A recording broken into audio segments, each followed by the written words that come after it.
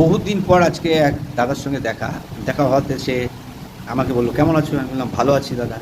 সে বলল, "তা এখন কি করছো?" আমি বললাম, "এই চলে যাচ্ছে কোনোরকম।" কিন্তু উনি হয়তো চায়ের দোকান বাজার থেকে ফিরছেন বাড়িতে, আমার সঙ্গে রাস্তায় দেখা। ওনার ভিতরে একটা যন্ত্রণা হচ্ছিল, মানে কিছু একটা শুনেছে অ্যাসিডিটি। যাই হোক, উনি শেষে বমিটা করেই দিলেন। আমায় বলল, "আচ্ছা তুমি ভাই বলো তো যে এই 26,000-এর এটা দেখো কত বড় একটা কারাপশন, হ্যাঁ? মানুষের জীবন নিয়ে খেলা, মানুষকে ঘুষ দিয়ে চাকরির শিক্ষকতা করা।" আমি বললাম, "দেখুন, একটা কথা বলবো, আমি আপনাকে একটা প্রশ্ন করি, আপনার কি মনে হয় যে এই 26,000-ই সম্পূর্ণ করাপ্টেড?" "হ্যাঁ, অবশ্যই, কেন না?" বললাম, "আমার তো মনে হচ্ছে না, আমার মতো অনেকেরই মনে হয়।"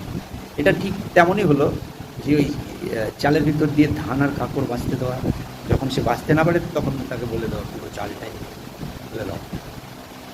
26,000-এ সে দাদাকে প্রশ্ন করেছিলাম যে 26 জনও কি যোগ্য ছিল না? এবং যারা বিচার করেছেন, বিভিন্ন অ্যাডভোকেট, বিভিন্ন সংবাদ মাধ্যম, এই সমস্ত সাইট দিয়ে যেগুলো ভেসে আসছে। পলিটিক্যাল গেম আমরা খেলি, কিন্তু যখন পলিটিক্যালে কারোর জীবন নিয়ে পলিটিক্স হয় তখন খুব ভয়ানক হয়।